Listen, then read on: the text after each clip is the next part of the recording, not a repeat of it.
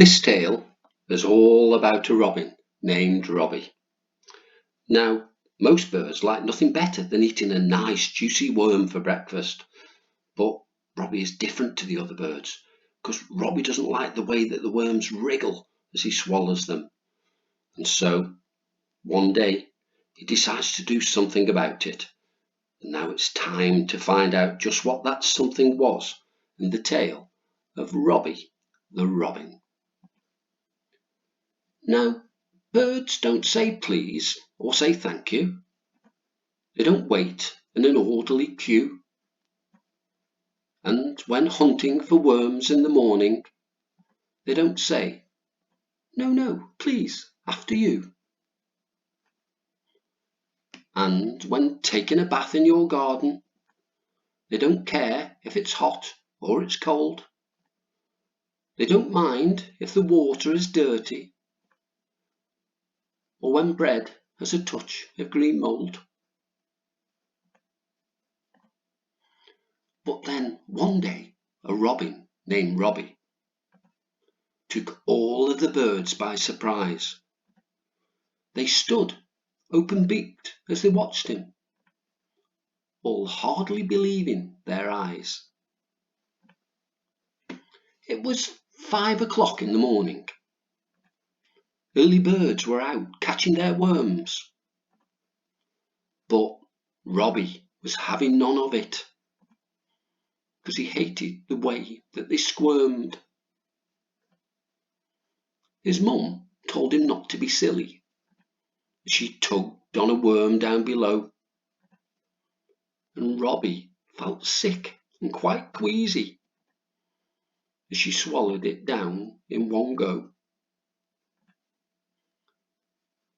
And though most of the birds laughed at Robbie, a few called him all kinds of things.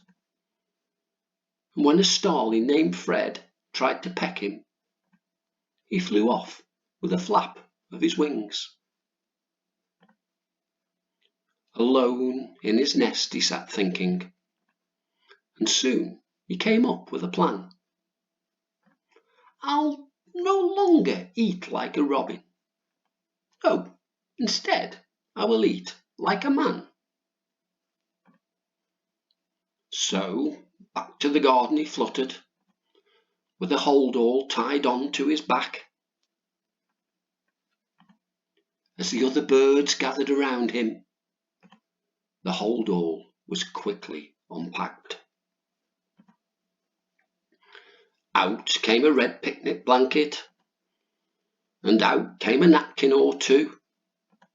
Out came a cup and a saucer, and out came a knife and fork too.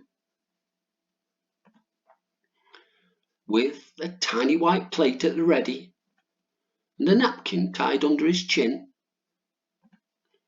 there was just one more thing that he needed before breakfast could finally begin. The worm hunt took only a second, and once it was put on his plate, the other birds watched in amazement as he slowly and steadily ate. With the worm nearly 3/4 eaten, Robbie took a quick sip from his cup, and after a sprinkle of salt and black pepper, the worm was soon finished up. Now Robbie enjoys being different, and most of the birds call him Posh, 'cause he brushes his beak after eating and uses hot water to wash. He sleeps in a pair of pajamas in a nest that's the finest you'll see, eating muesli and kippers for breakfast, and crumpets and muffins for tea. He speaks so incredibly proper, and always says thank you and please.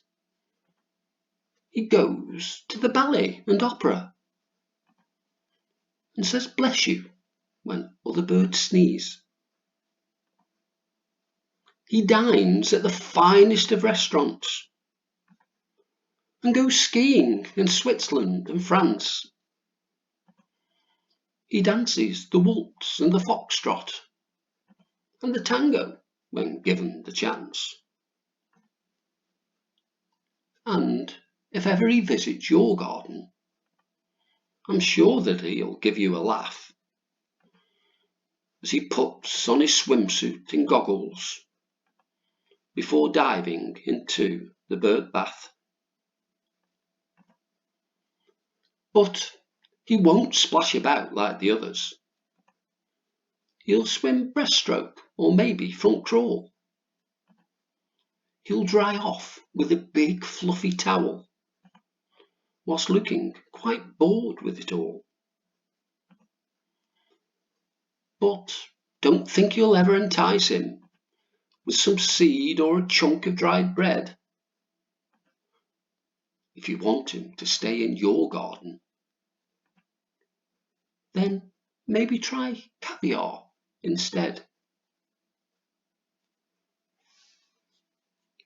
Now, I hope you enjoyed Robbie's tale, and if you would like to meet more of Alfie's animal friends, there are plenty more videos for you to watch. And why not also pay a visit to Alfie's website at www.alfiesanimaltales.com. Sadly, it's time for me to go now, and although I hope to see you again soon, for now, it's goodbye from me, and it's an extra special big woof from Alfie. Goodbye.